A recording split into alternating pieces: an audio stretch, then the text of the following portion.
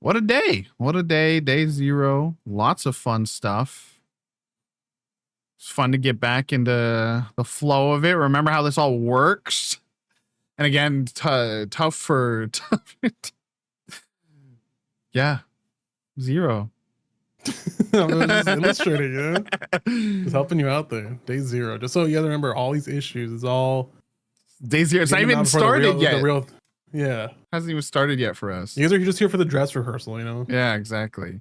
But I think we remembered how this all works now. You're at the end of the day. It's like, oh yeah, I get it now. We watched today the mix a day late because again we had something fun that we will be talking about soon. And then we had Black Voices in Gaming, which technically was our first time reacting to it on stream. I think in the past we've not done that show because it is also one of those ones that usually ends up separated by a couple days in either direction, and just like we are deep in the weeds of writing or whatever else at that time. And then we finished off with the PlayStation State of Play, which was advertised to be a big deal and turned out to be a big deal. Exciting day. Just overall, just quick thoughts on how the whole day went from you, Fish Paste. GG. Full name me. It was good. It was interesting. Like the mix is always great to see. He's always put out a lot of good indies in there and showcase a lot of things. But Black Voices in Gaming was just good to see and do deep dive on a lot of these devs they won't get to see all the time. So that was good to see, for the first time live now. Instead of being like, oh, I'll watch trailers from it, and then, days later just because we didn't see it live or anything like that. And obviously PlayStation, they said, buckle in, and we said, I'm sat. Then, that was good. I did like Black Voices Gaming. The interviews were interesting because it was like, the one was really cool because it was just like, hey, you're a combat director. Like, what's that about? And, just talking through that and getting to hear those little nuances. Like, I think at the time we said, like, it is so interesting how a dev will spend months on one combat encounter, tuning it till it's just right for multiple skill levels, multiple, you know what I mean? And then finally be like, okay, I think I've got it. And then it's something that you do in like maybe 10 minutes and you don't even think about it. Yeah, you don't even think about it, but there's something someone fucking tuned. Well, you might think about it and go like, man, that was super fun little room we just did, yeah. But it's like, they work so hard on fine tuning every little element so that when you get to the end, it's this perfectly like sewn together thing. And you really get to remember how much work goes into these projects, especially this particular person had come from a ton of AAA big games, God of War and Black Panther, which we haven't heard about in a minute. Maybe later this week. Interesting, they brought him in. Yeah, maybe later this week. I thought the for me the most interesting interview was the last one because it was like kind of the older crowd and been like I'm teaching my grandkids about like retro games and teaching my grandkids about doing this. And while also like doing a very casual interview of just like we're just playing the game I'm making right now. Let's just play together. So I thought that was fascinating. Yeah. So as always, as we do with our summer game fast food. What accent was that? Call them out. I don't know. I don't know what happened. I blacked out. We do our picks of the day. And I think it's going to be a lot of this because I think in some past years we have been like our picks from this show and this show, but I think you'll see at the end when I show the schedule, we have jam-packed days to where you were not really going to be able to do that except for maybe that last day with the PC gaming show where it's going to just be like picks for this. Yeah, I was temporarily possessed with a Swedish show. Picks for the PC gaming show, but the rest of the week is going to be there's just no time, Viddy. You'll see.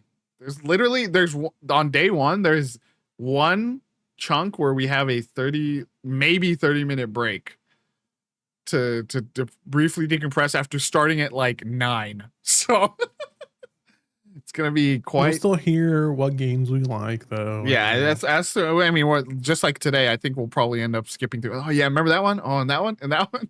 Mhm. So let's just start it up. And we'll start. Let me pull up I have a special playlist. Let me hide it so they don't get all the spoilers of all our picks. Oh, that's not the right one. Pulls up It's his banking information. This one. And I will start, and we're gonna start with the mix. All right, boy. Oh, what? What? I saw one of your other playlists there on YouTube. What is it? I don't even know what playlist I have. It was just nothing. It was ASMR. I'm scared, dude. Feed ASMR. No. Okay, my first pick from the mix is. Let me make sure I can. There used to be like a loop button I could click. Oh, it's right here. Is that it? Yeah. It's on. Let's go.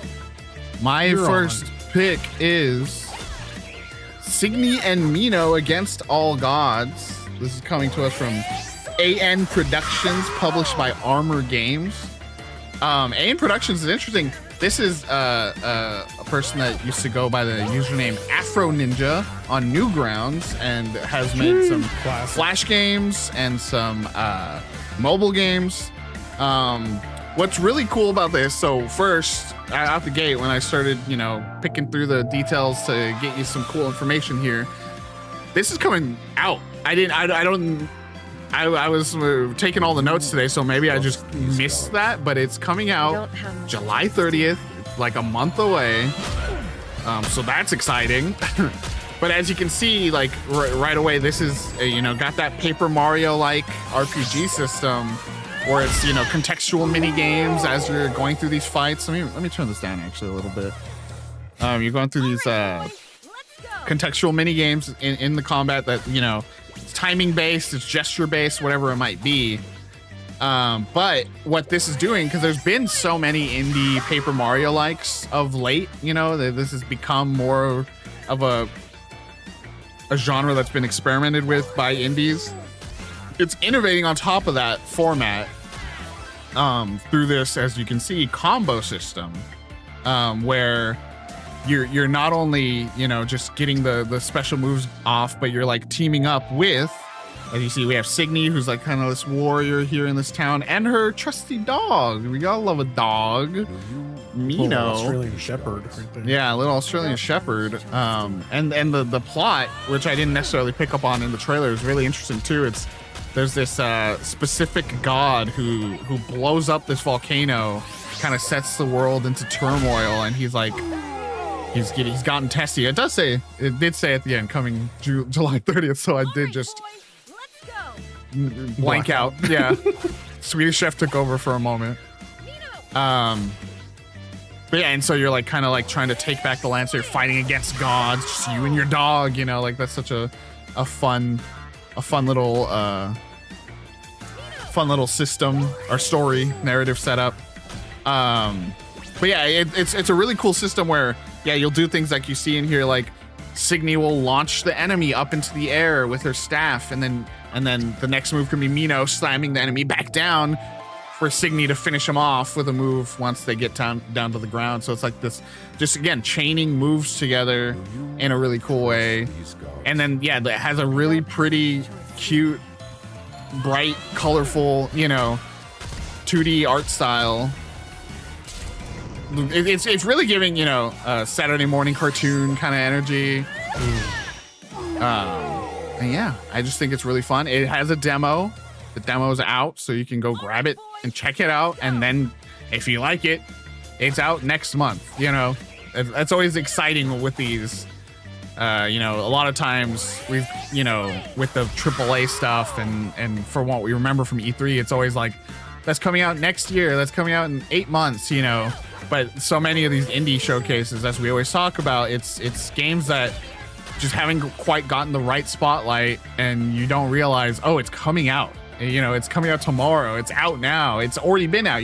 Sometimes, and so it is fun to get those moments with some of these games, and and sometimes they're in multiple showcases, and it just hits on a specific one, and that's what Signy and Mino did I don't have for me in this one. Do you have anything to say about Signy and Mino? I mean, I agree. I think it's a super fresh take on Paper Mario like formula of having it be a little bit more like active combat rather than just being like, I do press this button to start this move, I do the little contextual mini game to maximize damage and then just watch it happen. Yeah. And he gets like pay attention, like, oh, this move shoots them up, this move slams them down, this move keeps them in the air, you know, whatever it is, and just kind of actually be engaged in the actual combat. Yeah, and it's almost like fighting game-esque, you know, what they do the KO and everything, and that's an interesting kind of way to take it. Yeah, I'm super interested to see more. I'm gonna play the demo some point. Got a lot to do before Friday, but I will play that demo eventually. And yeah, check it out. But Fish, you're up next, and this is one. Me? This is one I almost picked, and I know Nate and I had a physical brawl. Yeah, we did a tug of war match. So he was going to talk about this game. But let me go ahead and then ready. I'm gonna the 3, 2, 1. Here, ready? 3. Go ahead. My game 1 is Echograph.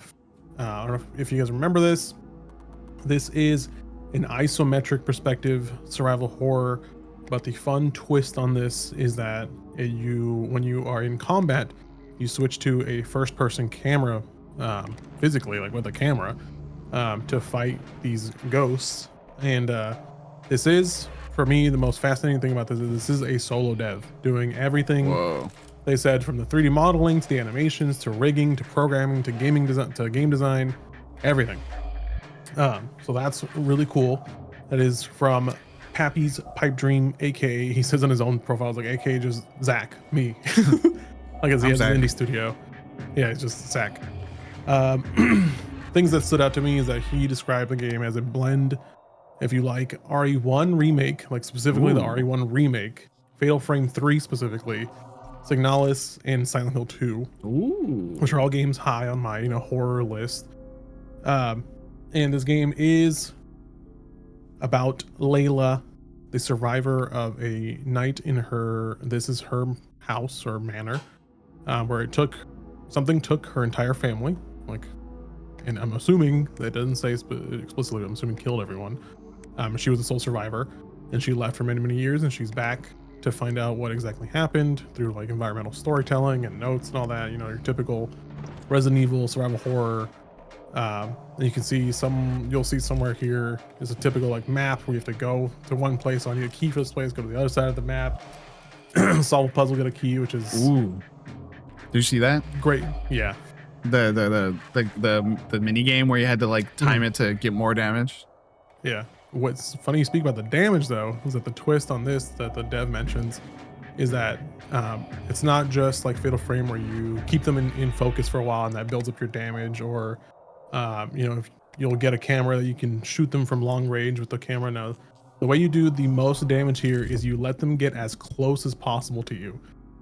So that one of the taglines is like, are you ready to face your fears? Like you have to get as close as you can, as you feel comfortable with to do damage to these ghosts. The positive to this is that this camera does free the ghosts, so you are helping them cross over to the other side. But the whole thing with this manor is that this is a generational curse that you're trying to break. So that's why you are back and trying to find out what happened and break this curse. Love a generational curse. We love generational curses here. The art is really cool. The dev even describes it as crunchy. So nice. Crunchy, in parentheses positive. But complimentary, not derogatory. Yeah. Yeah, not non-derogatory, crunchy. Obviously I am a huge fan of the games like this, and I think that the twist on doing the whole spin, doing isometric and then switching into first person is fascinating because it forces, you to do more detailed art than just like the zoomed out isometric. But yeah, I'm super excited for this. No date for this yet, which is unfortunate, but there will be a demo this year, as you can see there, which I will be picking up day one. But yeah, I'm super stoked. It's also just a single dev. He does say that he was a software engineer, and then he was working on this on the side. He put out one trailer, and people like really enjoyed it. So he said, "F it, I'm quitting my day job, working on this full time." Hell yeah. Which harks back to, you want to point at that painting behind you. Quit your day job and do what makes you happy. Man. So I'm super happy that this person was able to just be like, people see potential in this. I'm gonna put my full time on this. So shout out to solo devs out there. Shout out And, Zach. Yeah, shout out. It's SACH, so it might be like Sack or Sosh. Sosh Sack. Zach. Yeah, show me your Sosh Sack. Yeah, it was super cool. I'm excited. You got any thoughts on? No, yeah, I what you mean, as someone who, my first like true like shitting myself over a video game was like Fatal Frame. Like my cousin's playing Fatal Frame, and I remember one of the things that, it's just a random story now, but one of the things that really fucked me up back then is like, it was the first time I like remember games can do things while you're not playing, which was they would pause it, and if you leave it paused, like bloody handprints would start to appear on the pause screen, and I was like, what the fuck? I'm safe. I'm supposed to be safe. This is the safe time. No, but yeah, like to see just like Fatal Frame-esque gameplay when it starts like this, like, okay, it's like, it's like Signalis or whatever, like, and then it suddenly is doing this. You're like, wait, hold on, what's going on? And so that is really cool. And yeah, the Holston, like, and it was, I guess, what we'll call it, because Holston was like kind of the first one to really like capture us with that style. But then yeah, to see the stuff that, like you said, the other influences, you see the Resident Evil burning of the bodies, you got the Resident Evil / Silent Hill like map, it starts to piece together that this is not just one thing that it's emulating, and so that's always fun, because it's like take the best of everything kind of thing. One thing I did forget to mention too is that the influence for part of the story, he said, is he's influenced by the family in Hereditary. Oh, so, fuck. Yeah, so I feel like it's gonna be pretty good. Yeah, what is this line? This line goes hard. This house has been rotting since long before you were born, child. Like, that goes fucking hard. That's tough. Yeah. So that, no, I'm just super excited. Visuals are great. Like, I love this direction that a lot of them are taking. And I think what it mostly, from what I understand, what I think it is like they're making like fairly normal looking like 3D objects, and then you just apply this stunning filter, crunch. The crunch filter, and it comes out looking so good, Yeah, super excited for that. Okay, my next, moving on to Black Voices in Gaming. Not a surprise for me, not a surprise, but it's been I feel like, I came out the gates, really swinging for this studio years ago, and it's, just been so much going on, so many games, and I feel like I haven't been showering them with as much love of late, even though hung up on the wall is a box from a game by this studio with our site on it, which is always something I will hold dear. Yes, I'm going to be talking about Truck-Kun is supporting me from another world, from Strange Scaffold. This is hello? Everything's frozen on my screen.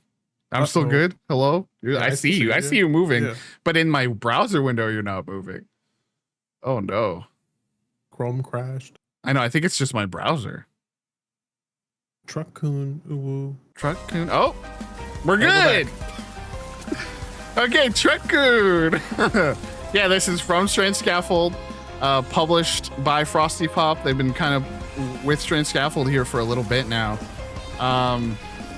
Yeah, I mean, it's one of those games that when you hear it, it is the kind of thing you're like, it is very weird. It is very weird. But it's also like, how has no one made this, in a way? So in this game, you play as the driver of a truck that can isekai people into a fantasy world. It is a trope from anime that, a young woman gets hit by a car and suddenly wakes up in a medieval fantasy world, and she's going on adventures now. And that's how this game actually starts, is a young woman named Carissa, who's going in for her first day at her new corporate job, gets hit by a car, and she wakes up in a fantasy world as a buff elf girl. And from that point forward, she teams up with the truck driver who hit her to continue to support her by hitting more things in our reality that sends her both strength and enemies to fight in the fantasy world. And so, as you can see in this trailer, there's all these objectives to do, and it looks like it says time extended, so it looks like it's kind of a run-based, almost like, that reminds me of like Crazy Taxi, you know, where you have a limited time to get through. And they call it a part visual novel, as you see with, you know, some of the cutscenes where you're speaking with Carissa. And I'm sure as the plot evolves on both sides, I assume, you know, a guy running around hitting people and everything in the world is not going to go over well in our reality. And I'm assuming there's going to be some kind of evil that she is fighting in the fantasy world, and so it's going to be a fun thing to see those two. And then just the relationship between Carissa and Truck-Kun is going to be fun to watch unfold. So yeah, there's all kinds of little things, and you know, Zalavier and Nelson Jr. has talked about some of this in those viral video, you know, TikToks that he puts together for their games, where this is the rearview mirror actually. This and in the rearview mirror you can see Carissa in her world playing through an RPG, and you can see that sprite is essentially based on the original like Final Fantasy sprites. And yeah, it's just such a cool thing, because yeah, as you're going through, you can see your direct effects down there on the bottom of the screen. TikToks, I say TikToks like it's a slur. I mean, it is.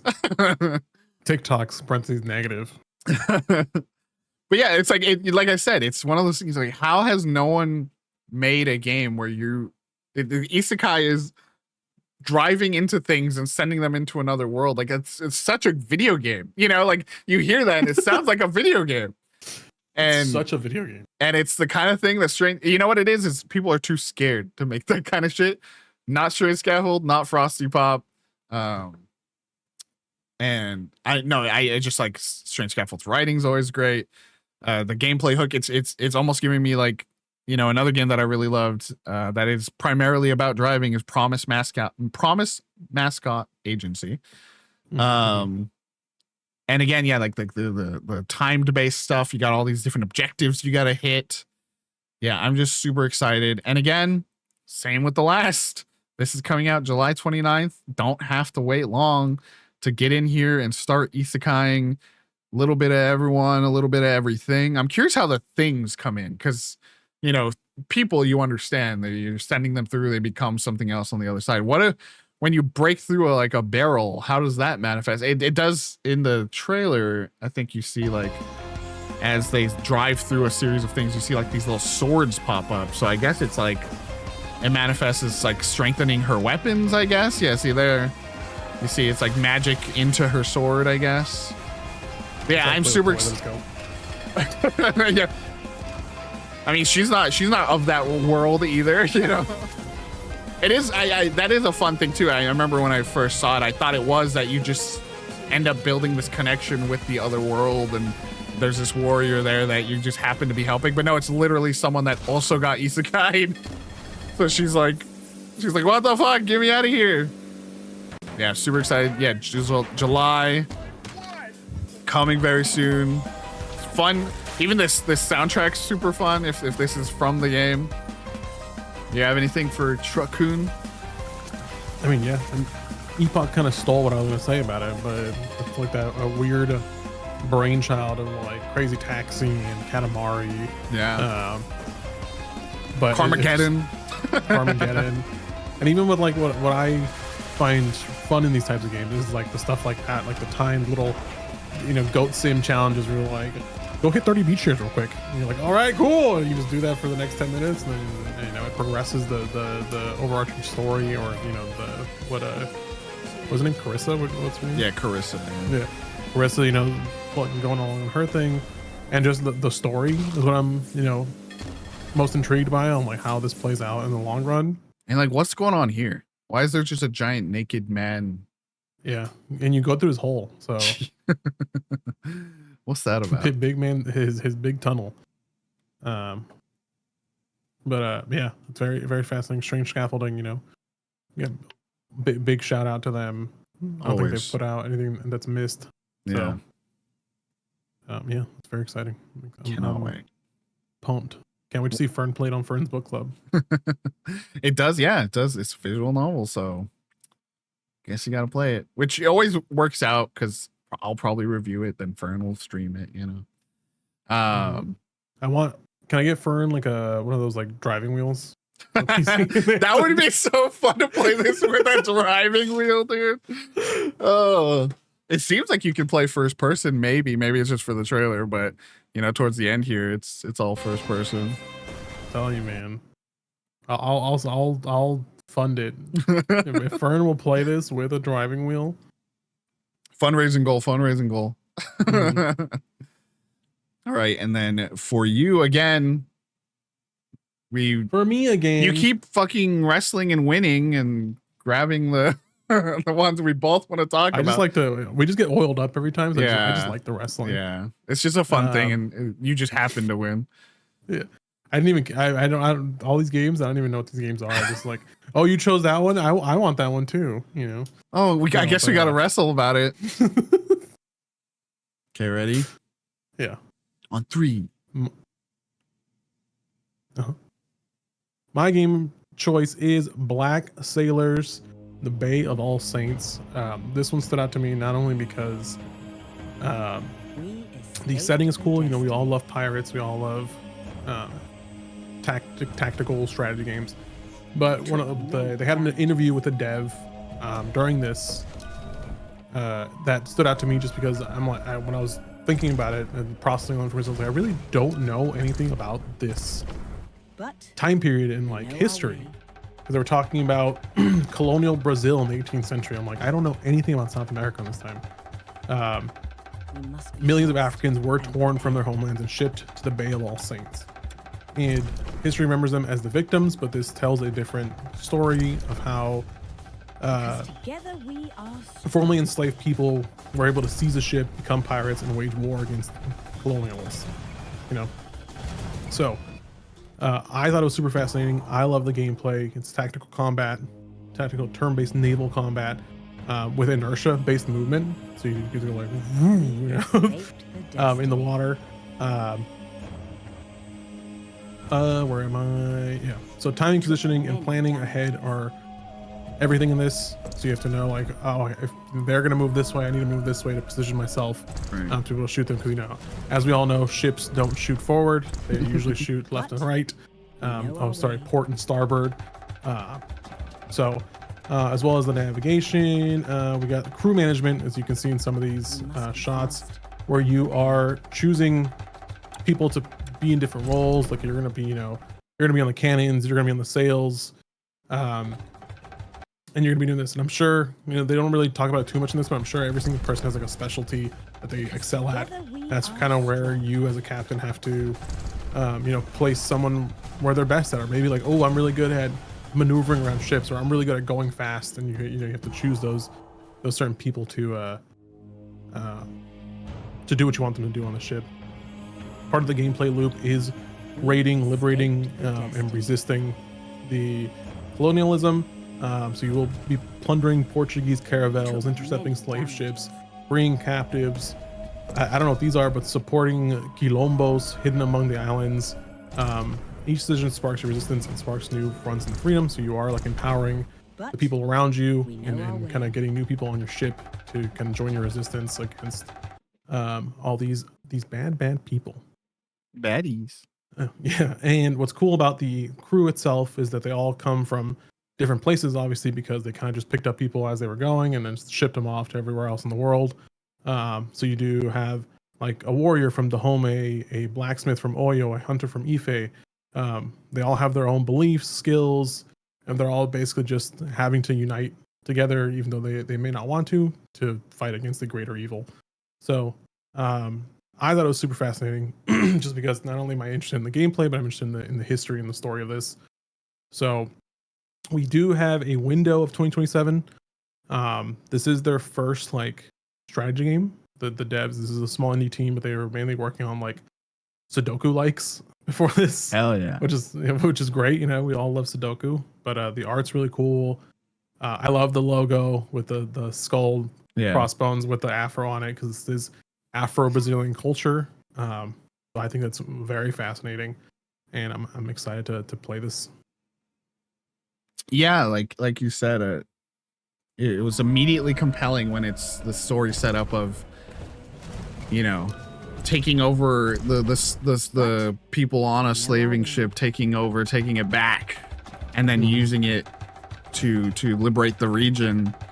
And you know, what was the line they said? I think I actually wrote it down because I really liked the way they said it, which was, take the power out of the hands of the colonizer and give it to the enslaved and oppressed. And yeah, one of the things I really liked about when they talked about it is they said they're collaborating with historians, so like they making sure that the actual stuff of the region is accurate, and of the time period, and it was so, one of the things that was like pissed me off so much is that they mentioned how the reaction was intense, and I was like, oh, because everyone's so excited and they can't wait to play it, right? And then they detailed that no, the people thought it's pressing an agenda, and I was like, what's the agenda? That the oppressed should fight back? History. My bad. Yeah. You know. And I'm assuming it also just has to do with, they're like, it's called Black Sailors. What's that? You know, like, and it's just like, shut the fuck up. But I love, what I didn't necessarily, but it makes sense, right? Like you said, the inertia based movement where you can't just turn around, right? Like you have to start arcing yourself in just the right way. And they showed it a lot in the interview footage, not so much here. It's kind of like, this is more, what's shown here is more the resolution phase, but they said there's like the planning phase and the resolution phase. And the planning phase is where you are planning those movements. And so like, I think at the very beginning of one of these shots, you see it for like a second. Yeah, like you can see the planning. So there's that, but then there's also like even the movement. Let me see if I can get it. I think it's like right at the start of this one. There you go. I mean, frame by frame, VGG specialty. Yeah, so you can see that there's like the compass, right? And then you're like, I think what's happening is down there is where they want to end up, and so the game's like, okay, so you're gonna have to start moving this way first. You're not gonna get there now. And then like you said, one of the things that I was really interesting to me was like that squad, that crew management you were talking about, kind of almost reminded me of like FTL too. Like, you know, this guy's on guns, but they get tired, and so some have to rest sometimes, and that makes you less capable of maneuvering or shooting. So it's I've seen in one of these shots they have like health and like probably like stamina and stuff where you see the full crew. Where is it? But also even reminded me of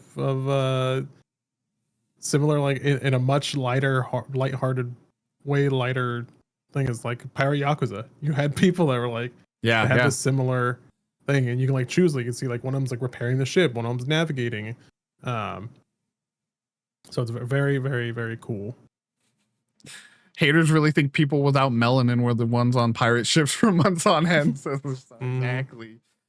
And even if, I mean, even if this particular story is fictional of like, you know, slave or romanticized, enslaved, exactly, like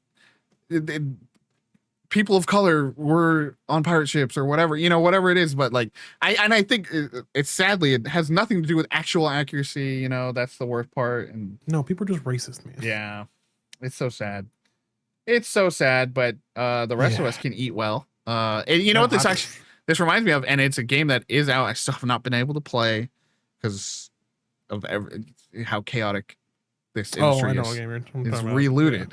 Yeah, and how cool that, you know, saying a similar kind of vein of like let's take back. Let's have a story that's about taking back the power, taking back from colonizers, from these people that have stolen from us. And so it's super cool to see Which that kind of storytelling. we saw the same backlash then too. Yeah. With that game, it's like, man, you can't just have. We can't just enjoy anything, man. Nope. Agendas, you know what I mean? There's too many agendas. Happy Pride. Happy Pride, everybody. But no, I'm excited for this one as well. This, like we said, this is one I was, I had written down at first, and I was like, you know what, I'm gonna do Truck-Kun. Yeah, very different energy of the two games picked for this show. But super excited. Can't wait to see more. Can definitely be watching this one like a hawk. Like a hawk. Like Now- a big hawk. Now we come to the PlayStation State of Play. We're gonna try to avoid, the obvious, Wolverine, God of War. Like, we're gonna stick to The big quadruple A games. some of the other ones. I will say, I know obviously I think we'll do honorable mentions, just click through some of these other ones and talk about them, but Until Dawn 2 was like probably the really like what the fuck, of the day. But hey, I said it before it was obvious. I said it before it was obvious, okay? I said it before that choice. Remember? It was like the choice happened after, and we were like, We had inclination that as soon as that choice came, we're like, oh, this is definitely gonna be a fucking Until Dawn. But so with that in mind, because I mean, obviously we could sit and comb through the 20 minutes of God of War, comb through the like 10 minutes of Wolverine that started the show. Well, you don't want to go frame by frame on the God of War 20 minutes right now? I 'Cause I do have some fun. I already read some stuff on the PlayStation blog that's interesting. And I can guarantee you, bro, Shazami and I are probably gonna go downstairs at some point today. Put that 4K, bro, on the TV. Just PlayStation pulled the hair back. All right, the next game on the list is Bancho the Chef. Yippee! There's another one where you wrestled for. Yeah, we did wrestle, and dang, we wrestled for a long time on this one for some reason. This is the prequel to Dave the Diver, telling the story of Bancho, the sushi chef in the restaurant that Dave collects fish for. And it's a cooking game. It's a cooking game with like RPG elements, and the story is that Bancho is going from region to region all throughout Asia. So it's not just Japan. Like, he's going to China, he's going all over the place, and he's trying to learn from the culinary masters of each region, and he has to complete his work and his shift and get the lessons, and presumably, as you'll see later in this footage, ends up making some people really happy. There you go, with his meals. And also you'll notice as I'm watching this footage, you can see that, like, I assume that's like his current master, right? And his approval or rating, disapproval of what you're doing. I mean, it's just like super exciting. The Dave the Diver was kind of like set the tone of this like over the top stylized, cutscene in interactions, and we see some of those in here from the very beginning. As it cuts to the new game, there's that chicken that pops up. I know, Shazama, we gotta play Dave the Diver. I know, and what Dave the Diver was known for too was like it wasn't just one game, right? Like, it had so many little elements, so many different little mini games, right? And they do make sure to mention in what's the info they put out there that this is gonna keep that going. And you see that with the fishing mini game. We see there's a fishing mini game, and I know that immediately makes it a plus for you. But they do mention another one. So they say fishing. It has a bunch of mini games, including fishing and cat petting. And I'm like, how's that a mini game? What do you mean, mini game of cat petting? So already like compelled and want to see what that's like. But we see that there's a ton of different things you're doing in the kitchen. Looks like you're not only cooking, you're cleaning, you're doing the maintenance of the day to day. And yeah, as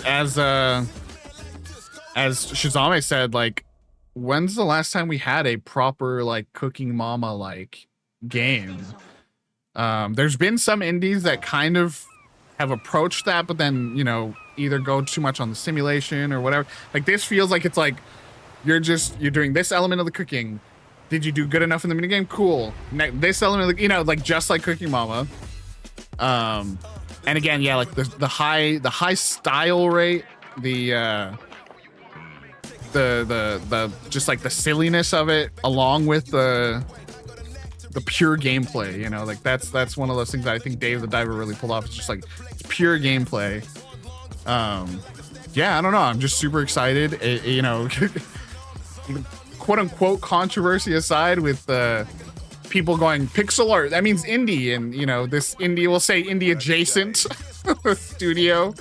I'm super excited to check out Bancho the Chef, and maybe go ooey if there's anything related to Filipino cuisine in there.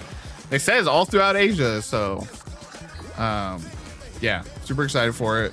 What do you think of Bancho? They're calling me Bancho. I was like, what? What do you think, Bancho? No, yeah, like this is on both of our lists just because, you know, it's no secret here that we love fishing, we love cooking.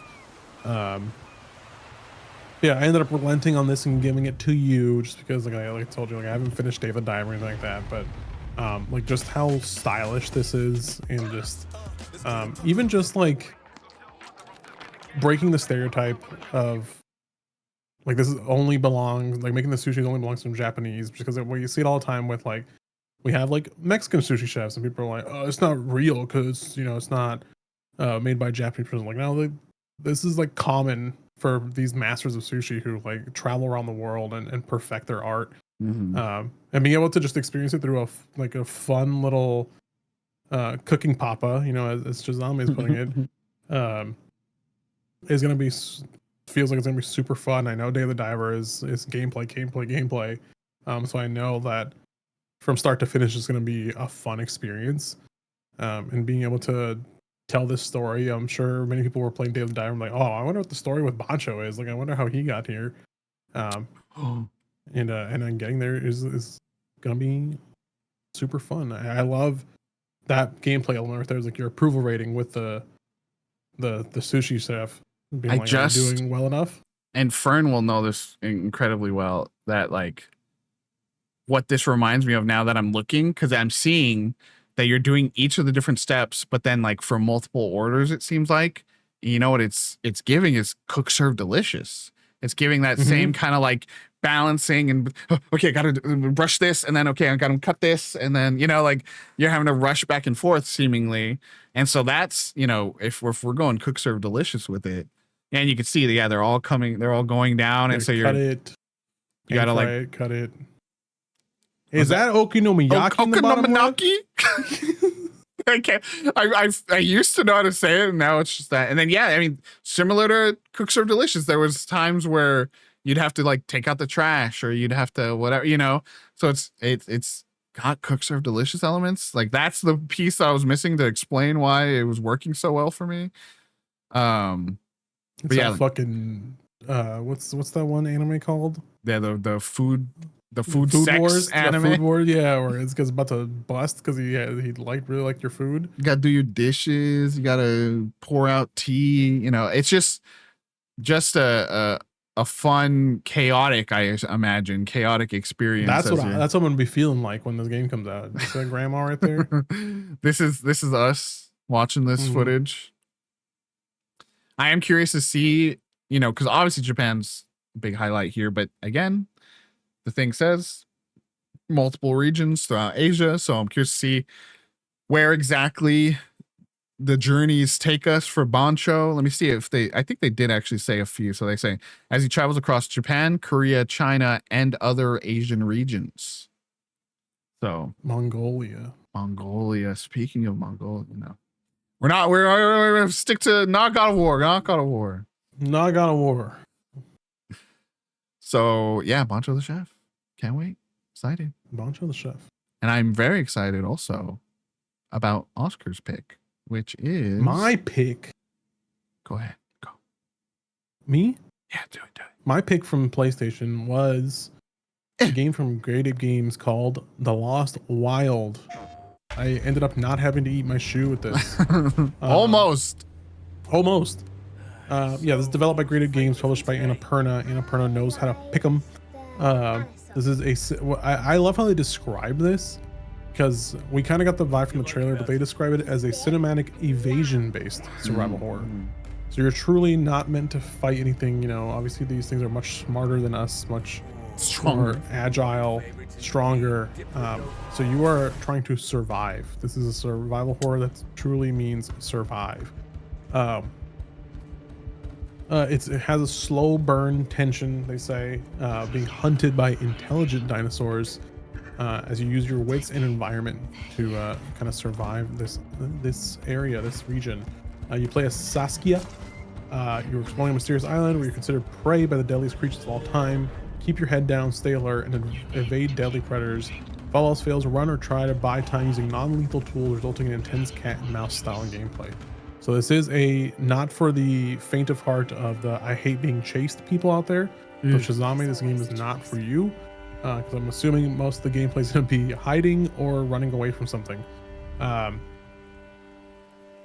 So these are, I love how they describe as they're not monsters. They behave like wild animals. So they are, intelligent apex predators hunting you, which is honestly much scarier than just a monster's like, oh, what sound was that? Yeah. Let me just go look over there. Like these are Must have been the wind. It must have been the wind.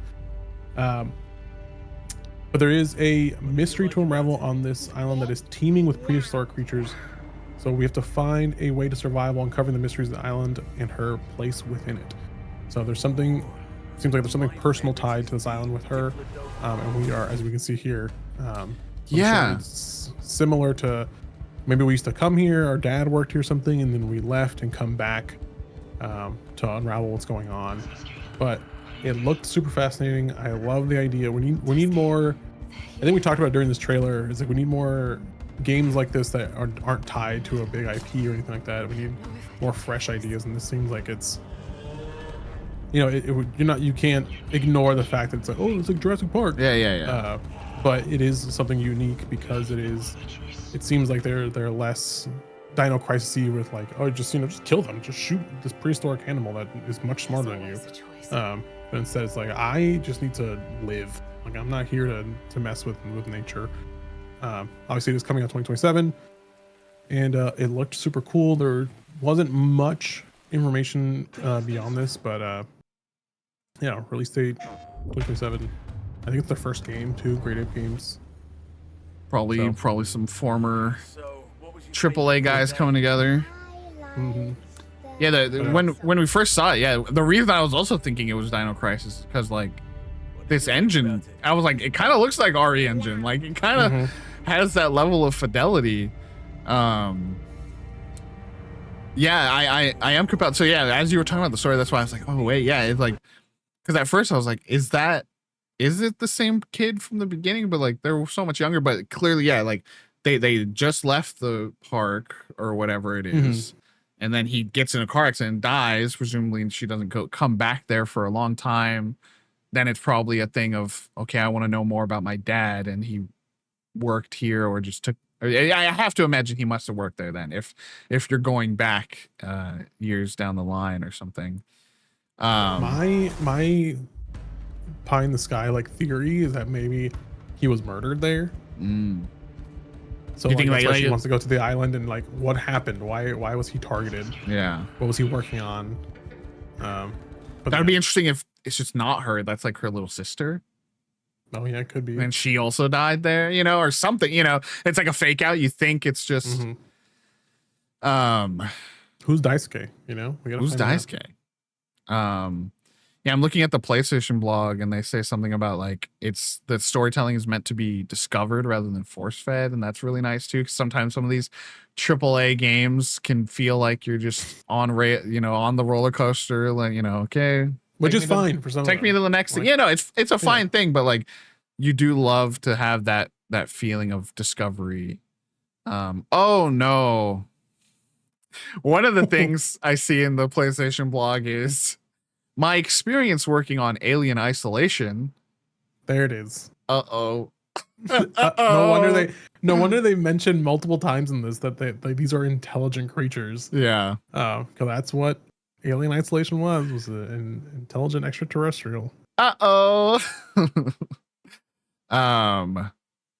Yeah. I don't like that. Okay, so here's the final lines of the PlayStation blog post.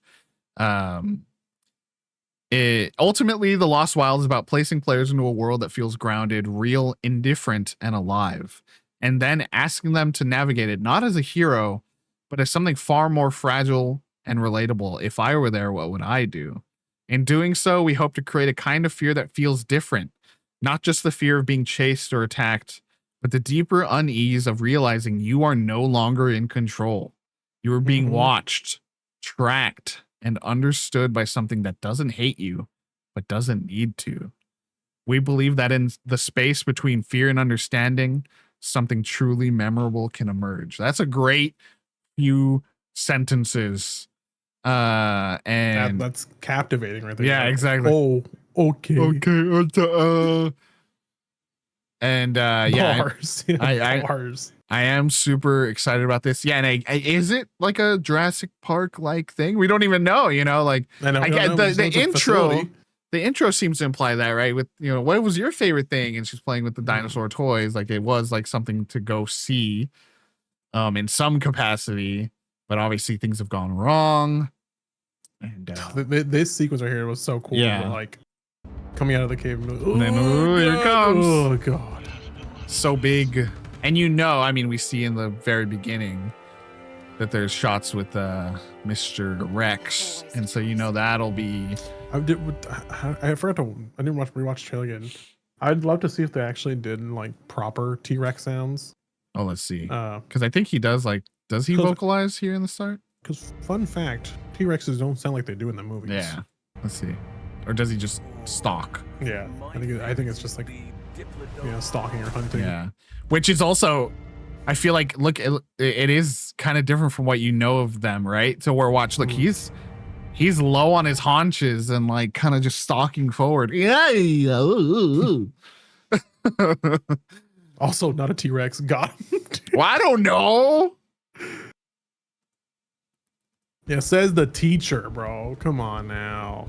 Oh, she does say Allosaurus. She brings it up.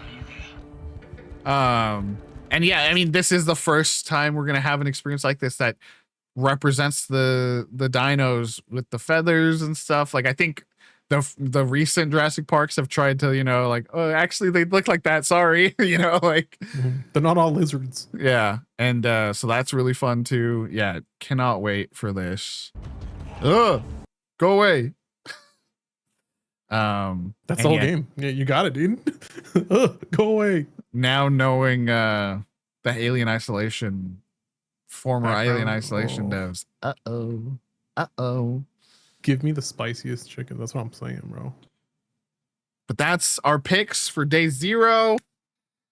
Okay, I can't resist. I'm gonna at least go in a little bit here, just really quickly, because the one thing I did see is actually really cool. Look, they got like 5 videos out already, and including a 25-minute interview, 5-minute introducing Faye, the cast.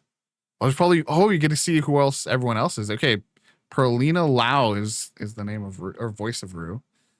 But here's the thing I She's read Australian. about. Oh, really? I think so. The thing I read about this that confirmed what we were thinking, it's she's not in any one realm. She is in the Everywen, which is the afterlife for the gods. And in this afterlife, the gods of all the different realms are battling for control of the afterlife. And so that's where so I think this is probably like the gate. This is the afterlife of specifically the giants, right? Where she starts and then she enters through that gateway and it closes. Yeah. And then now she's in through it. She's in the Everywen is what it says in the blog. Let me just quickly go through here. Intimate, brutal combat, exploration, and story are the 3 core tenets, which mean, that is God of War, the new era of God of War. And yeah, they talk about trying to oh, that's so sick, actually. I didn't even consider that that's what it is. It's trying to make it feel different, and what they say is combining the movement and fluidity of the Greek era. So it's meant to replicate the feeling of the PS2 God of War movement along with the Norse era's style of storytelling. So that's exciting to know. That's what I'm talking about, Santa Monica. Cause yeah, she's a jumpy little lad in here. She got some double jumps. She got some kind of like air dashing moves as well. It seemed like she was doing. You can go ghost. Yeah, she can like phase through things. Yeah, the way what's most surprising about this is it is still technically a prequel because it is immediately after the beginning of God of War 1. I forgot that that's the very beginning. Is they burn her and then they have to bring her ashes, and so she continues on after that. And I mean, there is a reality. You brought it up, and I was like, because the line is find your way home, and you're like, oh, could she be going home? And that would be, there is a reality where that does end up happening. She does end up back in some capacity. May not be as Faye, you know, maybe we find out there's like some bird that's been following them, and you know, it's Faye, you know, or something, you know, the story. But what the one thing that I was interested in is the potential that, because throughout the first God of War 20 of the new era, minor spoiler warning, if you don't, it's 10 years. Yeah, I know, that's why I'm just putting it out there. Minor spoiler warning, and then in the fact that it's been 10 years, it's kind of a big spoiler for the game, but you kind of piece it together pretty quick, is the fact that as Kratos is on his journey, he's got these yellow marks kind of everywhere that are kind of like helping him along the path, and you realize at the end that it's Faye. It's Faye, his dead wife, had known they were going to go on this journey and helped to prepare them for it. But she's saying here, she's multiple times, they're like, wait, there's the masks, like they're not going to be on the right path. And so it almost implies that she might still be putting those markers down for them after this story. And so like, how timey-wimey does it get, you know? Like, are we going to be seeing like brief glimpses of Kratos and Atreus in their journey in the first game? Like, if she passes through the world or something, you know, like something like that maybe. We obviously see that she does like manifest Kratos in here too, and just sick as hell. Anyways, and then Wolverine's got Jean Grey, so I mean, like, that's sick. And Mystique. Shout out women, dude. Straight up, bro. Faye's beautiful. Mystique's beautiful. Jean Grey's beautiful. I mean, shout out and so you know, Corey Barlog, who kind of ushered in this new era, is just head of creative for the studio. So he's not game director on this project. The game director is Ariel Lawrence, which is really cool. A woman in charge there as well. Yeah, exactly. Yeah, it's true. It's called The Every When. So there probably will be timey-wimey stuff going on. Yeah, that was day 0. Oh, let me get, before I leave, before I forget, let me get the schedule image Julie did, so you can know what's going on for the rest of the week. We got so much planned, so much. So let's talk it through. So much. Let's put it up here on the screen. Gonna add this. Us. Probably gonna add that to the. Oh yeah, I didn't even have our fucking guys on the screen. My bad. Oh, for this stream. We are going to be streaming. So this was day 0, and then they're primarily going to be this 3 days that we do all the reactions, and then we'll have, of course, I was going to have it the same day as the PC gaming show, our recap, but then I remembered, how am I going to edit together? Because it's been tradition now that I edit together a little highlight reel. How am I going to do that in like 5 hours on top of everything else that we're doing? So I'm going to give myself a whole day to do that. Should be nice. But yeah, so starting on Friday, we're going to be catching up because, again, Latin American games and women-led games are going to be on Thursday, but we want to try to compress everything together as much as we can for our sake, for your sake. So we'll be watching again, as is tradition, the accessibility showcase a few hours after it's been up on the air at 10:30. Then Latin American games and women-led games at 11:30 and 12:30 specifically. Edit needed. That says 12:30 I was a.m. about to say it. Sorry, Midnight, Fern. baby. And then after that, It's okay. will be Summer Game Fest, which is of course Keely's show, which I think from rumors could be also a big one from what I'm hearing. We'll see about that. Day of the Devs will be at 4 p.m. That's always a banger of a show. We always love Day of the Devs, and maybe somewhere after that. Don't know. Devolver has not announced, but they usually do it that day after Day of the Devs. Haven't heard anything, so who knows? Then on Saturdays, the Saturday's always Fridays also become that to an extent, but Saturday's much worse. In that we are doing, starting at 8 a.m. Southeast Asian Games, 9 a.m. Wholesome Direct, 10 a.m. Story Rich Games from Fellow Traveler. New show. Shout out, new show. Right after that, new show, Gaming Pride Parade.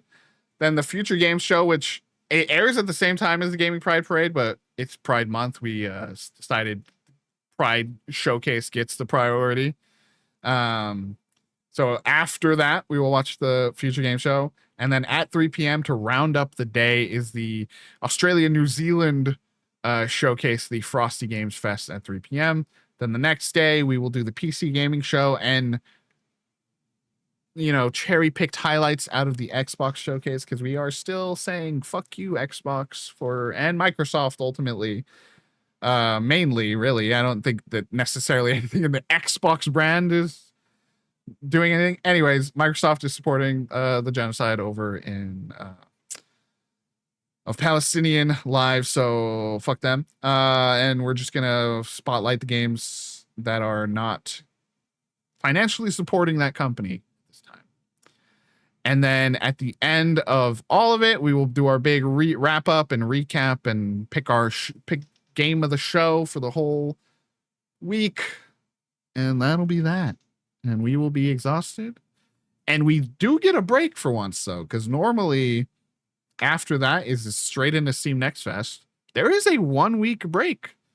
Steam Next Fest starts June 15th, so we will not be doing Steam Next Fest until then. So we'll get a little bit of a rest, and then we'll hop into that, and then back to your regularly scheduled programming here at VGG. May or may not get a few reviews out ahead of Summer Game Fest. Probably not, because there is a secret project that I'm working on that'll probably take priority here for a couple days. But we do have some reviews in the queue, so we'll be back to that sooner rather than later. But yeah. Any last thoughts, Fish? Any last? Tune in, please. Please show up. Makes us happy. Makes us happy. And it's fun. It's fun to share in these moments and freak out over God of War Faye and freak out over, all these amazing indies. And yeah, again, like I always say, it's the place to find your next favorite game, or your next big game, your next exciting grail of a game. I have an updated image from Fern already. Nice. Hell yeah, Evan. Good, because well, I think especially towards those early parts of the day, we're gonna need that support as we struggle through the early mornings after having late nights of writing. That's the worst part. Is like, it'd be one thing if the Friday started at 8 and then Saturday started at 10, and then but no, it's Friday starts at 10, and then you work all night, and then you have to wake up at 8 the next day to stream that. So woohoo! But yeah. All right. I think I'll see if there's anyone to raid, but we might just go EP bye. EP bye. EP bye. you have like seconds to shout out any other games, you know. Oh, you know as, what? I'll throw some look. honorable mentions while you find someone. Yeah. Oh my Doug, Ren and Stimpy platformer, Isle Goblin. I know you all in chat that I hang out with offline. We're gonna be jumping into that. It's Necess, Goblins, Twinkle's Galactic Tour, the musical platformer, Meadguard. I know we were all pretty excited about that. Pixel Washer, 2D Power Wash Sim with a pig, which was cool. Chivalware, that was almost my choice for the mix. I'm really excited about Chivalware. And what was that other one? Battle Network. Which one? The Exarch. Moncala. Oh, Moncala, yeah. Oh, where? That was super exciting. Feed It, just because it was so gross. Hell yeah. Out Fishing, for all my fishing fanatics out there like me. I'll be playing that. Horror fishing. And then every year until it releases, I'm going to keep shouting out Tenebrous Somnia.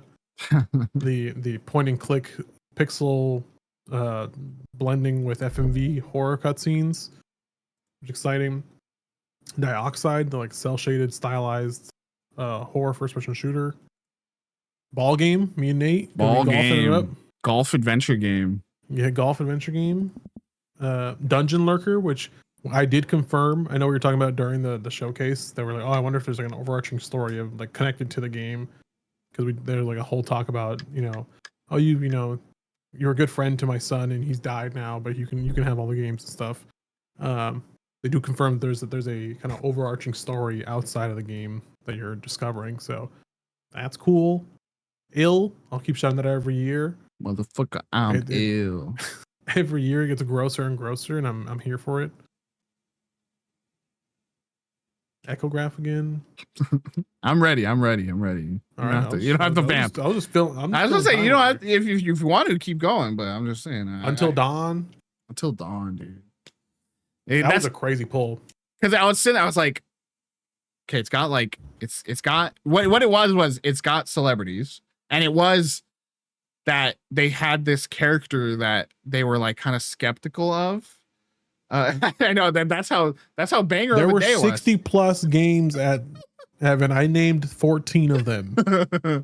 But there was like, remember, yeah, it was Neil Newbon's character that they were like, do you know that guy? Why is he here? You know, they were saying like that, and then there's a killer, and so it was that same thing of like, that's how Until Dawn was, where there's a killer, and it was like, you think it's, well, maybe it's not, you know, and so like that was the energy. I was like, it's kind of the Until Dawn setup,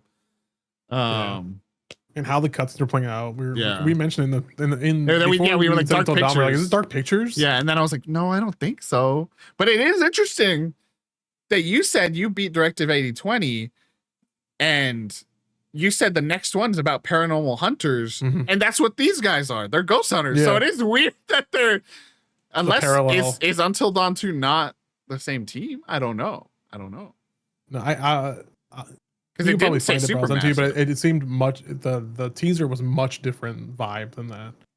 I'll quickly look because I am curious.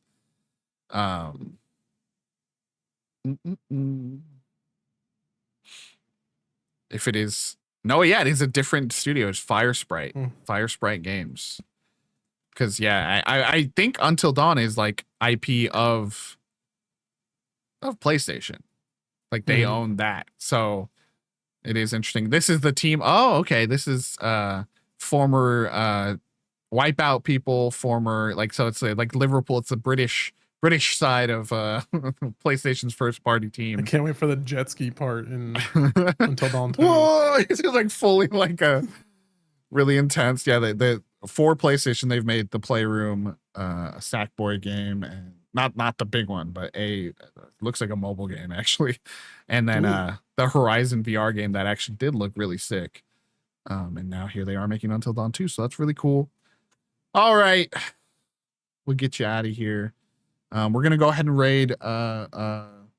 We only raided a few times, but someone that keeps playing like completely Nate coded games. I believe they are Filipino.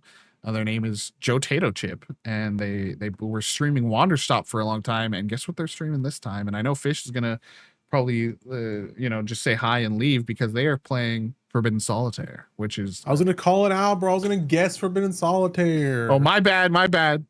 But a game that I truly adore. And if you want to see what it's all about, check out this Is that stream. Spider Solitaire? Yeah, no, Tri-Peaks. Spider is a different one. Yeah, there's Spider, there's Klondike, there's Tri-Peaks. Anyway, don't get them started on these fucking solitaires, dude. well, let's get over there. Let me click start raid to get it going, and then I will hit with a little raid message.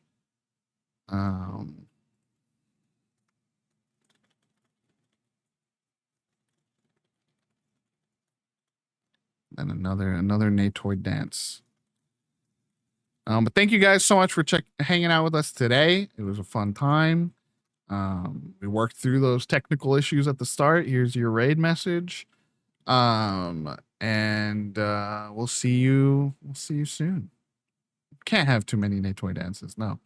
We'll see you on Friday with hopefully a fun thing to show you, which chat, I can tell you, I already know what it is. It's pretty exciting. I am worried that we may have to start even earlier though if I do make something and have to show it. We can amend the photo. Yeah, we'll figure it out. We saw how quick it was. Fern fixed the other one in like 8 seconds flat. All right, Chad. Thank you. Go raid with us. Hi, Chad. We'll see you Go play on games. Friday. Go wish list a bunch of the stuff because it makes a difference. Yeah, it does. Bye.